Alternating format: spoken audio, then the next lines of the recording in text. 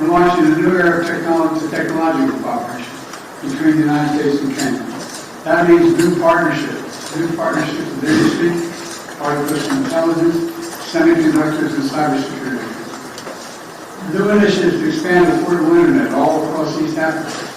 New education programs that bring Kenyan students to the United States to study in the STEM fields. And I'm proud to announce that I'm working with Congress to make Kenya the first country in Africa to receive funding through the CHIPS and Science Act, which has served us well. This funding will link their supply chains to the United States and to our partners, and spur innovation that extends from Silicon Valley in California to Silicon Savannah in Kenya, which, by the way, is already a $1 billion tech hub. Already $1 billion tech hub. Finally, we're ensuring democracy delivers for our people. That includes Kenya's diaspora community here in the United States. 2 years ago, our nation's first black vice president, President Kamala Harris, launched the nation's first presidential advisory council on African diaspora engagement. Today, we're building on her work to strengthen long-standing bonds between our people. I also want to thank you, Mr. President, for taking action to implement the long-awaited public benefits organization, which provides historic protections for civil society and NGOs all across Kenya. Like you, I believe the future is going to be won by countries that unleash the full potential of the population, including civil society, women, and young people.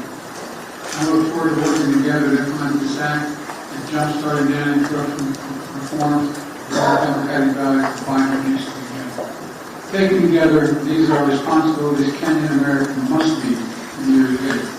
Meeting together as partners for security, for prosperity, for innovation, and most importantly, for democracy.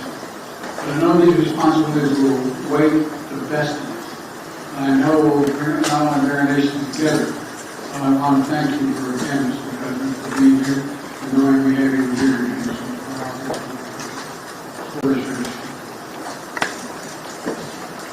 Thank you, Mr. President, and I want to, in a very, very sincere way, thank you, Mr. President, for inviting me to make this visit to the United States. On behalf of the people and government of Kenya, I also take this opportunity to express my deep gratitude for the warm welcome we have received on arrival and the excellent hospitality of the American people.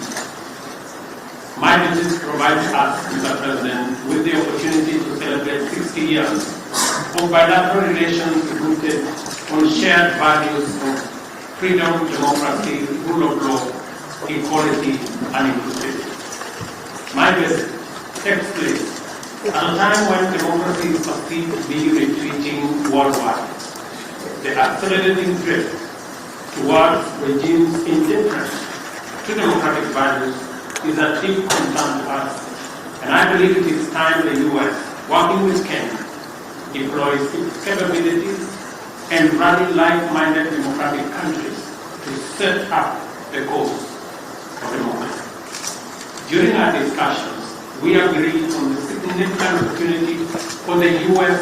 to radically recalibrate its strategy and strengthen its support for Africa, as discussed at the U.S.-Africa Leadership Summit, by enhancing its investment in the institutions of African integration and increasing support for peace and security.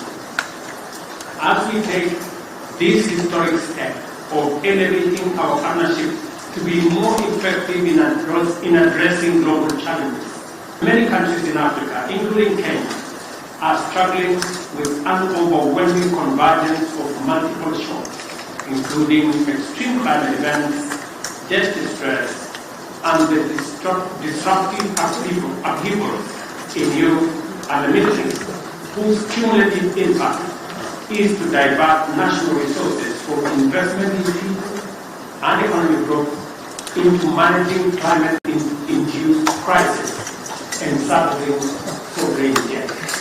For this reason, I have underscored the imperative for our partnership to facilitate recovery from these multiple crises, and particularly for the United States of America to take a leading role in a comprehensive debt resolution framework by doubling contribution to the concessionary financing window of the World Bank, and also to work with the IMF on rechanneling SDRs to institutions like the African Development Bank to further leverage on private sector funding to support countries.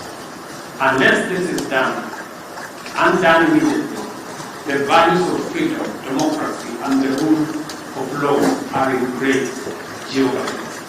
On regional peace and security in the Horn of Africa and the Caribbean region, I express optimism that Kenya and the US will innovatively design appropriate defense and security frameworks to help Kenya as the anchor state and the region in general to deal with the peace and security challenges that are undermining human well-being, slowing down development, and also having a negative impact on democracy.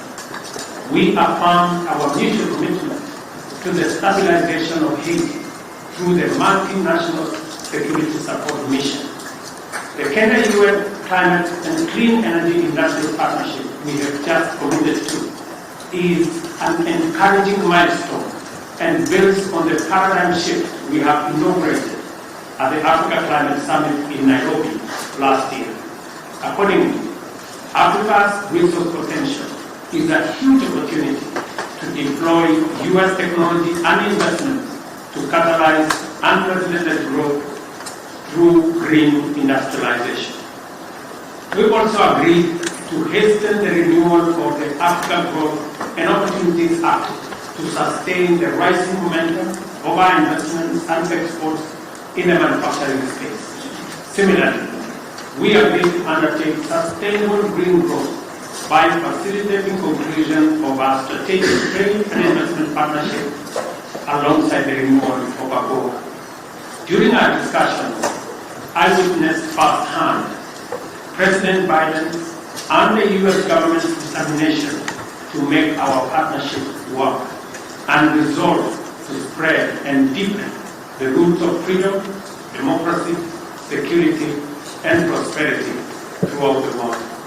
As my visit comes to a close, I am confident that our engagements have laid a solid foundation for us to continue the good work we have begun with stronger faith and greater hope for success, because in Joe Biden, Kenya and Africa have a strong and committed friend.